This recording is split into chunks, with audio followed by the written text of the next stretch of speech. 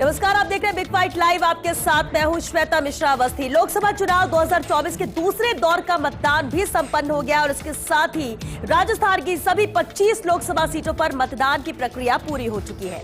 मतदाताओं ने अपना फैसला ईवीएम में कैद कर दिया है। अब 4 जून को इसका पता लगेगा कि मतदाताओं ने किसे पसंद किया है। खास बात यह है कि प्रदेश में इस चुनाव के पहले चरण में कम वोटिंग हुई, इसके बाद चुनावी मुद्दे बदले तो उसका परिणाम दूसरे चरण के मतदान में दिखाई दिया और पहले चरण के मुकाबले दूसरे चरण में ज्यादा मतदान हुआ।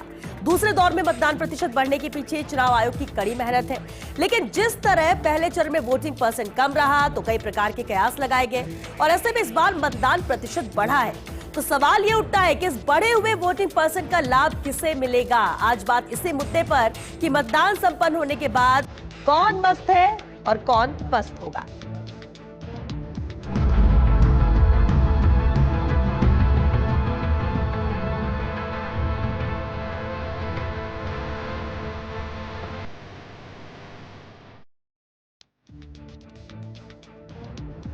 और चलिए इस खास मुद्दे पर चर्चा के लिए खास मेहमान हमारे साथ जुड़ चुके हैं। सबसे पहले उनसे रूबरू करा देते हैं आपको। हमारे साथ है बीजेपी प्रवक्ता लक्ष्मीकांत भारद्वाज जी, बहुत स्वागत है लक्ष्मीकांत जी आपका। साथ ही स्वर्णिम चतुर्वेदी जी हमारे साथ है, कांग्रेस प्रवक्ता है। एसपी मित्तल जी भी हमारे साथ जुड़े हैं, राजनीतिक विश्लेषक है, बहुत स्वागत है एसपी मित्तल जी आपका भी। चर्चा की शुरुआत करते हैं लक्ष्मीकांत जी आपसे ही। 12 सीटें पहले हो चुकी है, आज अहम था जब 13 सीटों पर वोटिंग हुई, मतदान संपन्न हो चुका है। सबसे पहली प्रतिक्रिया आज पूरे दिन की इन 13 सीटों पर बीजेपी। देखिए, भारतीय जनता पार्टी के कार्यकर्ता जिस तरीके से बूथ पर डटे हुए थे और जिस तरह जनता का उत्साह भारतीय जनता पार्टी के जो कैंप लगे हुए थे उनके ऊपर था, उससे बिल्कुल स्पष्ट हो गया है कि राजस्थान की 25 की 25 सीटें भारतीय जनता पार्टी जीतने वाली है। मोदी जी की गारंटी के साथ राजस्थान है और राजस्थान ने आज ये दिखा दिया कि वो हर बार की तरह 2014 2019 की तरह आज फिर वो भारतीय जनता पार्टी के साथ है। 25 की 25 सीटें नरेंद्र मोदी जी को तीसरी बार प्रधानमंत्री बनाने के लिए राजस्थान देने वाला है। और आप ये मानकर चलिए कि जिस उत्साह के साथ पहले फेज में थोड़ी कम वोटिंग हुई थी, आज अभी तक के आंकड़ों के अनुसार 61 है, लेकिन थोड़ा वेरिएशन आएगा। मुझे लगता है 62 63 तक ये पहुंचेगा। मतदान प्रतिशत बढ़ा है और निश्चित रूप से भारतीय जनता पार्टी को फायदा मिलेगा। लोग भारतीय जनता पार्टी के पक्ष में नरेंद्र मोदी जी की गारंटी के साथ वोट डालने के लिए निकले हैं। पहले चरण और दूसरे चरण के बीच में बीजेपी ने कड़ी मशक्कत भी की। जब वोटिंग परसेंट कम था तो पूरी तरह से फोकस इसी को लेकर था। निश्चित रूप से आप ये मानिए कि लोकतंत्र में सबका ये दायित्व बनता है कि ज्यादा से ज्यादा मतदान हो और जो राजनीतिक कार्यकर्ता हैं उनका भी ये दायित्व बनता है कि वो ज्यादा से ज्यादा मतदान के लिए लोगों को प्रेरित करे। कल आपने देखा आदरणीय प्रधानमंत्री नरेंद्र मोदी जी ने भी ट्वीट करके जिस तरीके से लोगों को ज्यादा मतदान करने के लिए प्रेरित किया था और भारतीय जनता पार्टी के कार्यकर्ताओं से भी आह्वान किया था, उसी की परिणति है कि मतदान का प्रतिशत बढ़ा है। और निश्चित रूप से ये मानिए कि ये सबका दायित्व है, कोई भी पॉलिटिकल पार्टी हो, कि जितना ज्यादा मतदान हो, चाहे वो किसी के पक्ष में भी हो, उसके लिए प्रेरित करना अपने कार्यकर्ताओं को और नीचे जनता को। तो निश्चित रूप से राजस्थान ने जो बढ़ाकर मत दिया है, इसका परिणाम आप ये मानकर चलिए जिस तरह चुनाव प्रचार हुआ और चुनाव प्रचार में जिस तरह का उत्साह नरेंद्र मोदी जी की रैलियों सभाओं में लोगों के साथ था और जो इस तरह की सभाएं उनकी हुई, लोग जिस तरह से जुटे उनके समर्थन में, जिस तरह उनको समर्थन मिला, उसी से परिणाम तो स्पष्ट है कि 25 की 25 सीटें वापस भारतीय जनता पार्टी राजस्थान में जीत रही है। लेकिन एक बड़े मार्जिन के साथ हम फिर दोबारा जीतेंगे, इसका विश्वास न केवल भारतीय जनता पार्टी बल्कि राजस्थान की जनता को भी है। तो लक्ष्मीकांत जी, इन 25 सीटों के जीत का जो दावा है, कहीं कोई डाउट नहीं किसी सीट को लेकर? कोई डाउट नहीं है, कोई डाउट नहीं है। 25 की 25 सीटें राजस्थान में भारतीय जनता पार्टी ठीक उसी तरह जीतेगी जिस तरह 2014 में जीती, जिस तरह 2019 में जीती। ठीक है स्वर्णिम जी, 13 अहम सीटें। सबसे पहले तो इन 13 सीटों पर जो वोटिंग परसेंट आया उसे लेकर कांग्रेस की तरफ से प्रतिक्रिया, कांग्रेस इसे कैसे देखती है, कांग्रेस खुद की मेहनत को कैसे देखती है? देखिए, बिल्कुल कांग्रेस पार्टी के कार्यकर्ताओं ने मेहनत की और कोई कांग्रेस का वोटर जो है वोट देने से वंचित न हो, इसके लिए मेहनत की गई और लोग निकल के आए, जिसका परिणाम है कि पिछले चरण के मुकाबले ज़्यादा मतदान हुआ। लेकिन ऐसा लगता है कि जो पिछली दफ़ा 2019 में मतदान हुआ था उसके बनिस्बत कम मतदान इस बार हमें देखने को मिला। प्रतिस्पर्धा जिन 4 सीटों पर रही और अधिक रही, उन पर विशेष करके मतदान हुआ है क्योंकि वो क्षेत्रीय मुद्दे थे। क्षेत्रीय जो बीजेपी सांसद है, बीजेपी के जो कहना चाहिए केंद्रीय मंत्री रहे और लोकसभा अध्यक्ष रहे, इनके खिलाफ मतदान करने के लिए लोग निकले क्योंकि कुछ जो है क्षेत्रीय उनके विरुद्ध इनकम्बेंसी थी। और बाकी जगह पे अगर आप देखें तो एक नॉर्मल मतदान था, कोई ऐसी लहर दिखी नहीं कि कोई लहर के कारण मतदान हुआ। हाँ, एक बात तय है कि इस बार के मतदान को हम देख सकते हैं, प्रधानमंत्री नरेंद्र मोदी जी ने जैसे अपना कैंपेन बदला, मोदी जी की गारंटी पीछे रह गई क्योंकि जनता का विश्वास उन पर नहीं रहा था और उनको समझ में आया और इस कैंपेन में उन्होंने नहीं किया। इसी प्रकार जनता ने भी उन पर विश्वास न जताते हुए इस बार भी उनके पक्ष में न तो मतदान किया। 4 के 4 जो इसका आधार क्या है जो आप बात कह रहे हैं? जैसे ठीक है 2014-19 जब 2 बार से 10 साल हो गए, 2 टेन्योर हो गए, इसमें कांग्रेस को एक भी सीट नहीं मिली, लेकिन वो कौन सी पुख्ता वजह है जिसे लेकर कांग्रेस आधार मान रही है कि जनता इस बार नकार रही है, जनता इस बार कांग्रेस के साथ आ रही है? देखिए, कई मुद्दे रहे जो राष्ट्रीय मुद्दे हैं जिन पर बीजेपी ने ना तो बात की ना कुछ जवाब दिया। महंगाई, बेरोजगारी हो, किसानों की आय दुगनी करने का वादा था, एमएसपी देने, कानून बना करके देने का वादा था, इस तरह के तमाम मुद्दे हैं। इन तमाम मुद्दों पर कभी किसी भी बीजेपी के नेता से कोई जवाब जनता को नहीं मिला, ना इसका जो है सॉल्यूशन मिला। लेकिन एक चीज तय है कि केंद्र के 4 मंत्री और लोकसभा अध्यक्ष इस बार राजस्थान से चुन करके नहीं जाने वाले, ये जनता ने ठाना था। इसलिए आप याद करिए और देखिए, भारतीय जनता पार्टी के तमाम बड़े नेता जो चुनाव लड़ रहे थे अपने क्षेत्र से एक कदम बाहर निकल करके बगल के क्षेत्र में भी प्रचार निकल रहा है, चाहे बीजेपी के प्रदेश अध्यक्ष क्यों ना हो, आज बड़ी मुश्किल से चुनाव लड़ पाए। और आप देखिएगा कि 25 की 25 सीटों पर भारतीय जनता पार्टी की राजस्थान में करारी हार होने वाली है। क्योंकि आपने ध्यान दिया हो 2014 में, 2019 में प्रधानमंत्री नरेंद्र मोदी जी ने पहले सब्जबाग दिखाए, उसके बाद सेना के शौर्य के पीछे चुप करके चुनाव लड़ा। इसी पर मेरा एक सवाल रहेगा। आपने कहा 25, देखिए अगर कुछ सीटें जीत रही है कांग्रेस कहते तो फिर भी भरोसा किया जा सकता है, लेकिन 25 की 25 सीटें बीजेपी राजस्थान में हारेगी, आप ये कह रहे हैं। चलिए आप मान भी लेते हैं कि नकार दिया मोदी जी को जनता ने या बीजेपी को नकार दिया राजस्थान से, लेकिन नकार दिया तो सामने मजबूत कोई होना चाहिए। कांग्रेस या इंडी गठबंधन, यहाँ आपस में भी बहुत कुछ देखने को मिला, तो जनता फिर क्यों जाएगी? जनता को भी तो साफ सुथरा चाहिए कि भाई जो है वो सामने है, आपस में लड़ने वाला ना हो। देखिए फिर क्या? देखिए श्वेता जी, छोटी सी चीजें हैं। राजस्थान के 25 के 25 सांसद राजस्थान के लिए कुछ नहीं ला पाए, संसद में मौन बैठे रहे, प्रधानमंत्री तक जहां की समस्या नहीं पहुंचा पाए। यह क्षेत्रीय मुद्दा था, सबने देखा और यह क्षेत्र की जनता का एक बड़ा मुद्दा था। भारतीय जनता पार्टी के नेता भारतीय जनता पार्टी के कार्यकर्ता जिन कांग्रेस नेताओं के विरुद्ध लगातार जो है आंदोलन चलाते रहे, उन्हीं के आज जयकारे लगवा दिए, तो होगा क्या? यही होगा जो परिणाम मैंने आपको बताया, अधिकांश सीट हम जीतेंगे। एक आप इसी पर कमेंट। देखिए, उन्होंने कहा कि भारतीय जनता पार्टी के सांसद 10 सालों में राजस्थान में कुछ नहीं कर पाए। यही बात है 2019 में कह रहे थे, लेकिन हुआ क्या? 25 की 25 लोकसभा सीट भारतीय जनता पार्टी फिर जीती। देखिए, एक बड़ा दौर आया, और दौर क्या था कि कोविड आया राजस्थान में और पूरे देश में आया। पूरी की पूरी कांग्रेस पार्टी की सरकार, यहां तक कि तब के मुख्यमंत्री अशोक गहलोत 8 महीने तक अपने घर के बाहर नहीं निकले। राजस्थान के सांसदों ने घर घर जाकर राजस्थान के लोगों के लिए पानी की व्यवस्था की, लोगों के लिए ऑक्सीजन की व्यवस्था की, लोगों के लिए दवाइयों की व्यवस्था की, अस्पताल की व्यवस्था की, वेंटिलेटर की व्यवस्था की। सारा काम भारत सरकार के सहयोग से राजस्थान के सांसदों ने किया। निकम्मी जो उस वक्त की कांग्रेस पार्टी की सरकार थी वो कुछ नहीं कर पाई। यहां तक कि सरकार के जो मुखिया थे वो 8 महीने तक घर के बाहर नहीं निकले। और जब ये सब लोग मर रहे थे, तड़प रहे थे राजस्थान के लोग, तब 5 स्टार होटल में 1450 रुपए की चाय पी रहे थे इनके विधायक। कितने दिनों तक होटल में, वहां 5 सितारा होटलों में कैद रहे। ये मानकर चलिए कि कांग्रेस पार्टी जितनी बातें करती है, कांग्रेस पार्टी करिए कि नेता बाहर नहीं निकल पाए। अशोक गहलोत जी कहां गए थे स्वर्णिम जी? जालोर सिरोही को छोड़कर पिछली बार 3.5 लाख वोटों से जोधपुर से उनका पुत्र चुनाव हारा था। इस बार मुझे लगता है 4.5 लाख 5 लाख से हारेंगे जालोर सिरोही से। तो अशोक गहलोत जी जो 15 साल राजस्थान के मुख्यमंत्री रहे, उन्होंने राजस्थान की 25 सीटों में से कितनी सीटों पर जाकर चुनाव प्रचार किया, इसका जवाब दीजिए। दूसरी बात, आपके जो दूसरे कद्दावर नेता थे जो कांग्रेस पार्टी की पिछली विफल सरकार में सहयोगी रहे, सीपी जोशी जी, वो भीलवाड़ा से कितना बाहर निकल कर निकले? आपके पार्टी के प्रदेश अध्यक्ष रहे, विधानसभा के अध्यक्ष रहे, केंद्रीय मंत्री रहे, कितनी जगह पर प्रचार करने के लिए निकले। अच्छा हुआ ना लक्ष्मीकांत जी, इसी का फायदा बीजेपी को भी मिला, क्योंकि कैंडिडेट तो निकला नहीं। जिस तरह से आप बोल रहे, कांग्रेस के और बीजेपी कैंडिडेट डटे रहे मैदान में। नहीं, निश्चित रूप से हमें तो देखिए फायदा इसीलिए मिलेगा कि कांग्रेस पार्टी को पहले दिन से पता था राजस्थान में चुनाव नहीं जीत रहे। तो 3 तो देखिए, जो पार्टी 4 महीने पहले तक सरकार में हो राजस्थान में, उसको 3 कैंडिडेट ही नहीं मिले 25 में से चुनाव लड़ाने के लिए।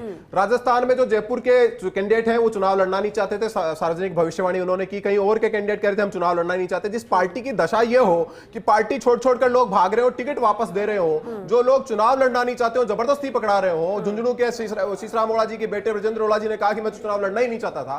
तो जो टिकटें वापस कर रहे हो, जो चुनाव लड़ना ही नहीं चाहते, वो पार्टी ये दावा करे कि हम राजस्थान में 25 सीटें जीत रहे हैं, तो ठीक उनका दावा ऐसा ही लगेगा जैसे पिछली बार सरकार बनाने का दावा कर रहे थे और विपक्ष का नेता बनाने लायक भी सीट नहीं मिली। चलिए ठीक है, एसपी मित्तल जी हमारे साथ हैं। एसपी मित्तल जी, सबसे पहले तो वोटिंग परसेंट को लेकर आपकी प्रतिक्रिया जानना चाहेंगे। 60% मतदान दर्ज किया गया, 5 बजे तक अभी फाइनल वोटिंग परसेंट आना बाकी है, जिसमें बांसवाड़ा और बाड़मेर ये 2 ही ऐसी अहम सीट रही है जहां पर 70% वोटिंग दर्ज की जा चुकी है, यानी ये भी थोड़ा सा आंकड़ा तो बढ़ेगा ही। वोटिंग परसेंट पर पहली प्रतिक्रिया। देखिए सर, मेरा ये मानना है कि जो वोटिंग प्रतिशत है अभी जो 5 बजे तक का जो आंकड़ा है वो 60% का है। लेकिन हमारे को आंकड़े यदि हम देखें 2019 से हम तुलना करें तो 2019 में जो 13 संसदीय क्षेत्र में जहां आज मतदान हो रहा है वहां सब में 60% से ज्यादा क्या नाम से मतदान हुआ था और कई तो 72 और 73% मतदान हुआ। जिस तरीके से आज का बांसवाड़ा और बाड़मेर की अपन बात करें तो बांसवाड़ा में 2019 में 72% मतदान हुआ था और जो बाड़मेर की सीट है उस पर 73% मतदान हुआ था। तो वहां ये दोनों का मुझे लगता है जो कल्चर है वो अधिक मतदान कर रहा है। और अभी ये जो आंकड़े 5 बजे तक के हैं, देखिए अभी क्या होता है कि 6 बजे तक राजस्थान में 6 बजे तक मतदान होगा तो जो लोग 6 बजे तक मतदान केंद्र के परिसर में प्रवेश कर जाएंगे उनको क्या नाम से वोट देने का अधिकार होगा। आपने देखा हो कि जो विधानसभा का जब चुनाव हुआ था तो हमने देखा कई मतदान केंद्रों पर रात को 8 बजे तक मतदान होता रहा। उसका कारण ये रहा कि क्या नाम से जो लोग आ गए उन सबको मतदान क्या नाम से करवाया जाता है। मेरा यह मानना है कि चूंकि पिछला आंकड़ा 2019 का इन 13 संसदीय क्षेत्रों में 60 से लेकर 72-73% तक का रहा है तो ऐसे कई क्षेत्र होंगे जिसमें क्या नाम से ये आंकड़ा अभी और बढ़ेगा। अब रहा सवाल चुनाव का भारतीय जनता पार्टी का जिस तरह का अभी डिस्कस हुआ तो ये बात सही है कि भारतीय जनता पार्टी ने एक रणनीति के तहत चुनाव लड़ा और कांग्रेस में हम ये देखते हैं कि क्या नाम से जो रणनीति अशोक गहलोत और सचिन पायलट साहब को बनानी चाहिए थी वो शायद क्या नाम से उतनी सफल नहीं हुई।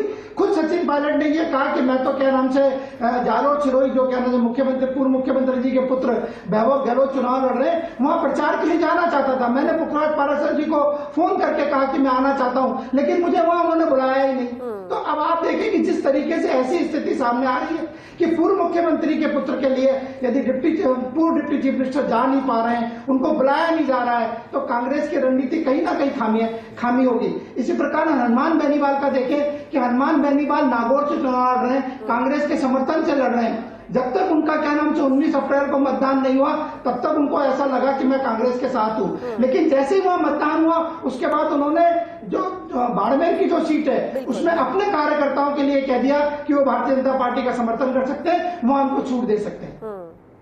बिल्कुल, लेकिन मित्तल साहब एक अहम बात ये भी है कि चलिए वोटिंग पर्सन को लेकर हम बात करें, वोटिंग पर्सन के भी अपने अपने मायने यहाँ पर निकाले जाते हैं, लेकिन क्या वाकई में 14-19 से इतर इस बार 24 की तस्वीर होगी या जैसे 14 और 19 में नजर आया था 25 सीटों को लेकर वही तस्वीर एक बार फिर रिपीट होगी? आपका एनालिसिस क्या कहता है? देखिए श्वेता, मेरा मानना है कि मतदान का जो प्रतिशत है वो इस परिणाम पे बहुत असर डालता है। हमने देखा कि जो 19 अप्रैल को जिन 12 संसदीय क्षेत्रों में हुआ वहां कुल मिला के 57% मतदान हुआ, यानी पिछले बार के मुकाबले में 7 या 8% तक कई स्थानों पर क्या नाम से मतदान कम हुआ। तो ये स्वाभाविक है कि जब आपका इतने बड़े आंकड़े कम होंगे तो इस पर असर होगा। लेकिन आज जब 13 संसदीय क्षेत्र में हम देख रहे हैं तो मुझे लगता है कि 2019 का जो मतदान का आंकड़ा है करीब करीब उसको छूने जा रहा है। तो आप ये कह सकते हैं कि क्या नाम से पहले चरण के मुकाबले में द्वितीय चरण के अंदर मुझे लगता है कि क्या नाम से भारतीय जनता पार्टी की स्थिति कुछ मजबूत नजर आएगी। और इसकी वजह आप क्या मानते हैं? क्योंकि पहले चरण में वोटिंग परसेंट कम था, उसके बाद पूरा फोकस बीजेपी का भी इसी को लेकर था कि वोटिंग परसेंट बढ़ाना है, निर्वाचन विभाग का भी इसी को लेकर था कि वोटिंग परसेंट बेहतर आना चाहिए। पहले चरण में उम्मीद से बहुत कम था, वजह क्या मानते हैं? क्योंकि कहा यह भी जा रहा है कि रणनीति बीजेपी ने इस बीच बदली। देखिए श्वेता, हमने देखा कि ये कहा गया बराबर, खुद मुख्यमंत्री जी क्या नाम से भजनलाल जी ने ये कहा कि हम तो 25 की 25 सीटों पर 5 लाख से अधिक वोटों से क्या नाम से जीतेंगे, इस तरह का दावा उन्होंने किया। तो स्वाभाविक है कि मुझे ऐसा लगता है कि जो मोदी समर्थक मतदाता है उसको लगा कि सारी सीटों पर जीत रहे हैं, मैं यदि क्या नाम से वोट नहीं डालने जाऊंगा तो कोई ज्यादा फर्क नहीं पड़ेगा।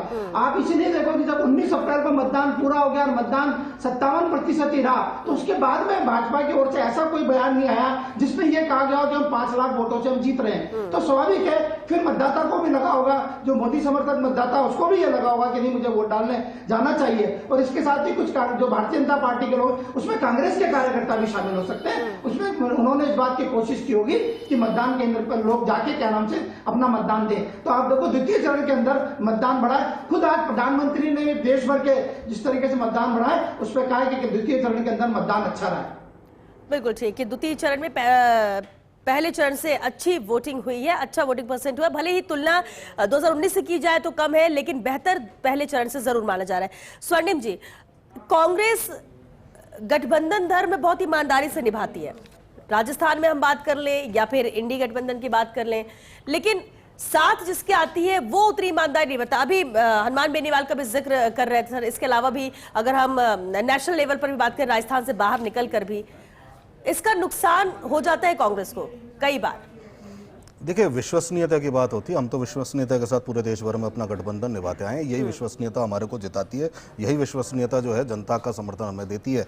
और निश्चित रूप से देखिए, यहाँ राजस्थान में भी गठबंधन हुआ, गठबंधन सबने निभाया, सारे सब लोग साथ हैं, कहीं कोई रिफ्ट नहीं है। हाँ, किसी ने अगर व्यक्ति ने कोई गलत काम किया तो हमारे गठबंधन का साथी था, वहाँ उस पर कार्रवाई हो चुकी है, ये मुझे पता है। तो इसलिए ये अब कोई ऐसी बात नहीं है, वोट डल चुके हैं, सारी चीज़ें हो चुकी है, चुनाव हम जीत रहे हैं। बाड़मेर और जैसलमेर वाली जो सीट है, बाड़मेर जैसलमेर खास करके जहाँ की बात आई थी, वहाँ पे आप नतीजे देखेगा, चौंकाने वाले नतीजे आएंगे। इनके केंद्रीय मंत्री तीसरे नंबर पर हैं, क्या जमानत बचा पाएंगे या नहीं, अब लड़ाई उनकी उतनी सी सीमित है। और मैं आपको बार बार कह रहा हूं कि जितने तमाम बड़े नेता हैं भारतीय जनता पार्टी के, चुनाव हार रहे हैं। चारों केंद्रीय मंत्री, लोकसभा स्पीकर और इनके जो कहना चाहिए प्रदेश अध्यक्ष हैं, उनकी हालत बहुत खराब है। चुनाव में कितने वोट से हारेंगे, बस अब ये देखना बाकी है। हारने की वजह क्या?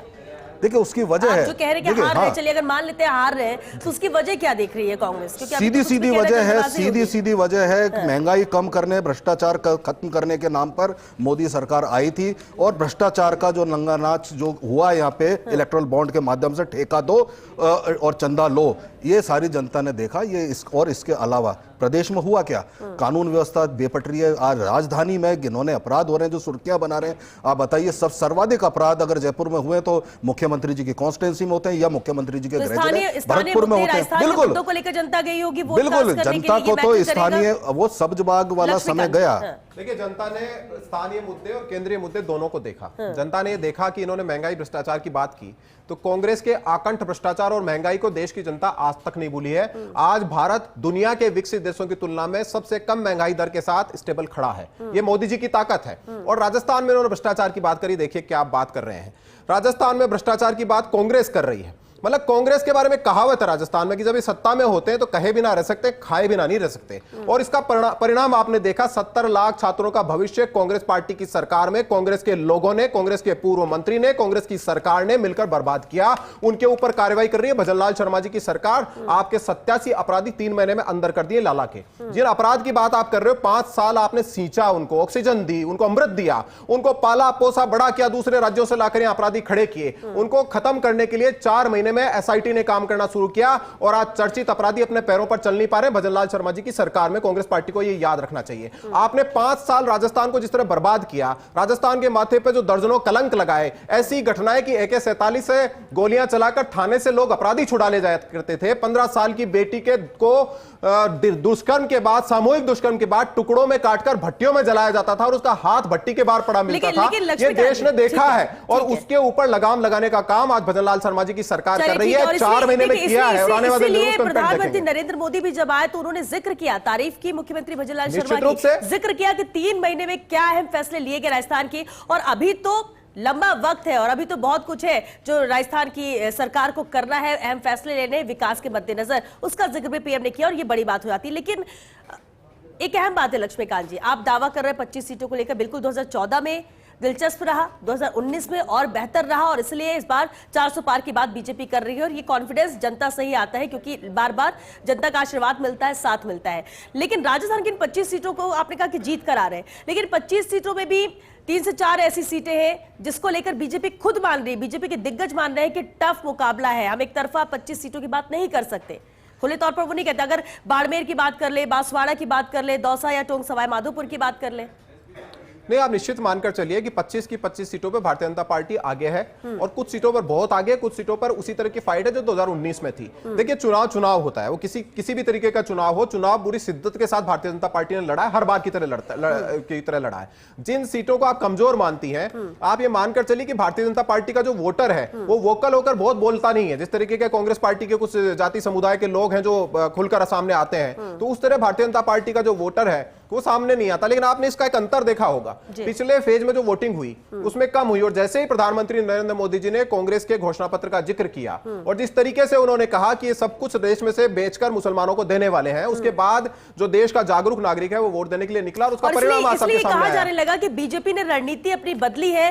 अब पीएम मोदी भी संबोधन में हिंदू मुस्लिम का जिक्र कर रहे हैं। नहीं, बताना पड़ेगा ना भाई, ये लोग इनका इतिहास है, ये हिंदुओं से छीनकर मुसलमानों को देने का इतिहास है। आप देखिए 76 लाख बीघा जमीन, हेक्टेयर जमीन आज वक्फ बोर्ड के पास है। सरकार के बाद अगर सबसे ज्यादा प्रॉपर्टी किसी के पास है तो वक्फ बोर्ड के पास, और किसने दी उनको? सरकार ने दी। उन्होंने ना खरीदी ना उनको किसी ने दान की, सरकार ने दी। तो कांग्रेस पार्टी ने जो संसाधन SC ST OBC के लिए होने चाहिए, जो पिछड़े लोगों के लिए होने चाहिए, वो छीन कर मुसलमानों को देने का काम किया इतिहास में। और ये अपना इनका इतिहास है, कोई हवा में बात नहीं हो रही है।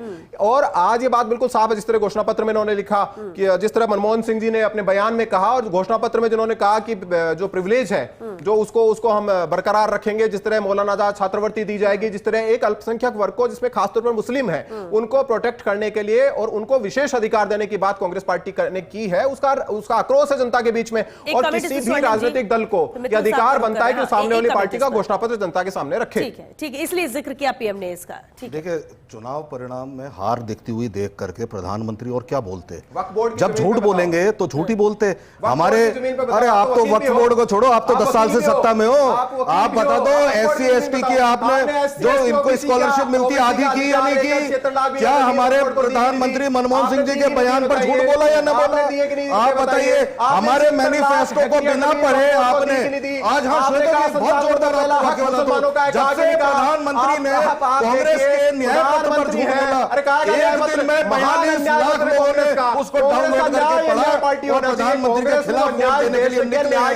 ये है हिंदुस्तान का सच कि यहाँ का प्रधानमंत्री अपनी किसी उपलब्धि पर नहीं बोल सकता है। यहाँ का प्रधानमंत्री जन्म लिया नहीं बोल सकता। यहाँ के प्रधानमंत्री ठीक है स्वर्णिम जी, लक्ष्मीकांत जी, चलिए ठीक है, आप लोगों ने अपनी बात रखी है, आप लोगों ने अपनी बात रखी है और प्रमुखता से रखी, मजबूती के साथ रखी। लेकिन SP मित्तल जी, अब एक अगर आम वोटर के तौर पर सोचा जाए, ठीक है, हम पढ़ते हैं, देखते हैं, हमारा काम यही है, प्रवक्ता भी पूरी तैयारी से आते हैं, एक एक बात बता रहे हैं, लेकिन आम वोटर के तौर पर सोचा जाए, बात रखी जाए, वोट कास्ट करने के पहले या मोदी जी की रैली हो, राहुल गांधी आए या कोई भी उस कैंडिडेट के ने क्या कुछ कहा उसका जिक्र करे, आम वोटर क्या सोच कर गया होगा, क्या अहमियत उसके लिए रखेगा? स्थानीय मुद्दों की भी हम बात करते हैं, राष्ट्रीय मुद्दों की भी बात करते हैं, अपनी मूलभूत सुविधा जो मिलनी चाहिए उसको भी वोटर ध्यान में रखता है, लेकिन सबसे प्रायोरिटी उसके लिए क्या रही? देखिए सीता, अभी जिस तरीके से कांग्रेस के प्रवक्ता ने कहा कि फला हारेंगे, ओम बिरला भी हारेंगे, केंद्रीय मंत्री भी हारेंगे, ठीक है, ये इनका चूंकि कांग्रेस के प्रवक्ता है उसी बात कहेंगे जो पार्टी के दिशा निर्देश होंगे। लेकिन ऐसे ही दावे आपने देखा हो कांग्रेस ने तो विधानसभा चुनाव के दौरान भी कहा था कि इस बार तो गहलोत सरकार की सरकार रिपीट होगी और कोई इतनी सारी योजनाएं, इतनी सारी गारंटी गिनाई कि हमने ये सब सुविधाएं दी है तो रिपीट होगी। लेकिन हमने परिणाम देखा कि और जो मुद्दे आज लोकसभा चुनाव में उठा रहे हैं वो तब भी विधानसभा चुनाव में उठाए थे। और खुद मुख्यमंत्री जी ने ये जो अशोक गहलोत साहब थे उन्होंने कहा था कि 25 के 25 सांसद जो है वो नकारा है, यहां तक उनके लिए कहा गया था। लेकिन परिणाम सबके सामने है। लेकिन फिर भी मेरा ये मानना है कि जो डेवलपमेंट की जो स्थिति है उसको देख के भी वोट देते हैं। और खास तौर से इसमें कोई दो राय नहीं है कि जम्मू कश्मीर से चाहे अनुच्छेद 370 हटाने का मामला हो उसको भी देख के वोट देंगे, चाहे अयोध्या में मंदिर का निर्माण करवाना हो उसको देख के भी वोट देंगे, और रोजगार और महंगाई को देख के भी वोट देंगे। ये सारे कारण होंगे जिसके मतदाता इन सब सोच समझ के अपना वोट देगा। ठीक है, लेकिन अगर 25 सीटों को लेकर बीजेपी का दावा है, और ठीक है, दावा इसलिए भी मजबूत हो जाता है कि 14-19 में जीत दर्ज की है, और इसके बाद भी पीएम मोदी ने कहा था कि अभी 10 सालों में तो हम फैसले ले, लेकिन अभी इस 5 सालों में बहुत कुछ करना है और उसके लिए साथ चाहिए। लेकिन राजस्थान में 3 से 4 अहम सीटें जिसका मैंने जिक्र भी किया था उसको लेकर बात हो रही है, और बीजेपी भी मानती है अंदर तौर पर कि हाँ यहां पर टफ फाइट है। टफ फाइट का मतलब ये नहीं कि हम हार रहे हैं, टफ फाइट का मतलब ये है कि कुछ भी हो सकता है। फिर दौसा हो, टोंक सवाई माधोपुर हो, बांसवाड़ा हो या फिर बाड़मेर हो, ऐसे में आपको क्या नजर आता है कि क्या वाकई में इस सीट पर कुछ अलग हो सकते हैं परिणाम, या फिर इतना हो सकता है कि हाँ वोट जो भारी अंतर से दर्ज जीत की जाती है वो अंतर कम हो जाएगा, या फिर बेटर ऑप्शन यहाँ पर वोटर्स को मिल गया है? इनमें 2000 2019 में भी जीत का मार्जिन बहुत कम रहा था। हाँ। जौनपुरिया मुश्किल से 1.25 लाख वोटों से जीते थे, जबकि भारतीय जनता पार्टी के और उम्मीदवार जो थे, इसलिए उनके वो 4-4, इसलिए उनकी 5-5 लाख टिकट वोटों कटने से की बात जीते। सामने आ रही थी जहाँ तक पहले। आपने आप नहीं टिकट, ये बात सही। देखिए, आप जब 19 अप्रैल को जो 13 संसदीय क्षेत्रों में चुनाव हुए, वहां भारतीय जनता पार्टी ने 9 उम्मीदवार बदले और आज 13 में से क्या नाम से 5 उम्मीदवार भारतीय जनता पार्टी ने बदले। लेकिन जिस तरीके से बांसवाड़ा की हम बात करें, बांसवाड़ा की स्थिति देखिए, कांग्रेस ने अपने उम्मीदवार को नामांकन करवाया, लेकिन आज ये कह रहे हैं कि आप उसको वोट मत दीजिए, और हमने जिसको समर्थन दिया, आप क्या नाम से आदिवासी पार्टी के राजकुमार रोज को आप अपना वोट दीजिए। तो कांग्रेस की रणनीति कहीं ना कहीं कमजोर रही है। क्यों तो आपने उसके नामांकन करवाया और फिर बाद में क्यों नहीं उसने कांग्रेस के निर्देश के माने। मतलब बड़ी अजीब स्थिति है कि क्या नाम से कांग्रेस जो है वो बांसवाड़ा में अपने ही उम्मीदवार को हराने की अपील कर रही है। ठीक है लक्ष्मीकांत जी, क्योंकि वक्त भी खत्म हो रहा है। 25 सीटें राजस्थान की, हम इसी पर बात करते हैं। 25 सीटें राजस्थान की, बीजेपी आज की स्थिति, वोटिंग परसेंट, जो भी मुद्दे रहे सबको देखते हुए क्या अडिग है 25 की 25 एक बार फिर से बीजेपी की झोली में? हम इसलिए अडिग हैं क्योंकि हम पूरा चुनाव देखा है हमने, और राजस्थान की जनता जिस तरीके से मोदी जी की गारंटी के साथ खड़ी है, वो हमारा विश्वास है कि हम 25 की 25 सीटें जीतेंगे। और देखिए, परिस्थितियां ऊपर नीचे होती हैं। 2019 के चुनाव के समय भी थी, 2014 के चुनाव के समय भी थी, लेकिन 25 सीटें जीती क्योंकि जनता चाहती थी कि मोदी जी प्रधानमंत्री बने। और आज देश भर की जनता चाहती है कि मोदी जी तीसरी बार प्रधानमंत्री बने, क्योंकि जिस तरीके से विकसित भारत का एक सपना है और जिस तरह विकसित भारत की राह पर देश चला है, कांग्रेस के जमाने में 2G 3G जीजाजी आपने कई सारी चीजें देखी, वो सब दोबारा ना हो, इसलिए आज मोदी जी के साथ पूरा देश है और उसी में राजस्थान जुड़ा हुआ है। ठीक है स्वर्णिम जी, ईमानदारी से देखिए, वो सेम डायलॉग नहीं कि 25 की 25 जीत कर, वो भी आपको पता है कि क्या स्थिति क्या नहीं, लेकिन ईमानदारी से कितनी सीट कांग्रेस एक्सपेक्ट कर रही है इस बार? देखिए श्वेता जी, जैसे सरकार बनी थी ना राजस्थान में, 1 महीने बाद कर्णपुर में जो एक सरप्राइज देते हुए जनता ने भारतीय जनता पार्टी को परिणाम दिया था, वैसे ही परिणाम यहाँ पे आने वाला है। और भारतीय जनता पार्टी के सारे जो आपने लगातार 10 साल तक झूठ बोल के भ्रमित करके शासन चलाया, उसका अंत होने वाला है। इतना ही मैं कहूँगा, बीजेपी से ज्यादा सीट हम यहाँ राजस्थान में जीतेंगे। ठीक है, और आपका एनालिसिस क्या कहता है मित्तल साहब? 25 क्या इस बार भी 25 और 0 रहेगा या फिर कुछ आंकड़ा ऊपर नीचे होगा? देखिए, जो नतीजा है वो तो 4 जून को ही पता चलेगा, लेकिन मेरा ये मानना है कि जो फर्स्ट फेज के अंदर जो मतदान प्रतिशत कम हुआ है, उसका खामियाजा उठाना पड़ सकता है। और लेकिन जो द्वितीय फेज के अंदर के नाम से मतदान जो उत्साहजनक हुआ है, वो मुझे लगता है कि परिणाम भारतीय जनता पार्टी के पक्ष में जाएगा। और जब पहले चरण के अंदर जब मतदान कम हुआ, तब यही माना गया कि क्या नाम से भारतीय जनता पार्टी को नुकसान हो रहा है। ठीक है, पहले चरण में वोटिंग परसेंट कम था, दूसरे चरण में कुछ बेहतर हुआ, लेकिन पिछली बार की तुलना में फिर भी कम है। 7 चरण में मतदान होना है। अब की बार 400 पार, ये जो नारा आया और इसको लेकर ही बीजेपी लगातार मेहनत भी कर रही थी, लगातार ये नारा बोल भी रही है। क्या वाकई में आपको लगता है कि ये पूरा कर पाएगी बीजेपी? और अगर ऐसा है तो सबसे बड़ा आधार आप उसका क्या मानते हैं? देखिए, ये जो लोकसभा का जो आम चुनाव है, इसमें पूरी तरह मोदी का चेहरा सामने रहा है। यदि वोट पड़ा है तो मतलब मोदी के समर्थन में पड़ा है या मोदी के खिलाफ पड़ा है। जिस तरीके से क्या नाम से चुनाव से पहले इंडिया गठबंधन बनाया गया, उसका भी उद्देश्य कुल मिला के यही था कि हमको क्या नाम से मोदी को हराना है, भाजपा को हराना है, और जो विपक्ष का वोट है उसका बंटवारा नहीं हो। ये बात अलग है कि क्या बाद में इंडिया गठबंधन जो है वो पूरे देश भर में और खासतौर से राजस्थान में भी जिस तरीके से उसको एकजुट होकर लड़ना चाहिए था, वैसा नहीं लड़ पा।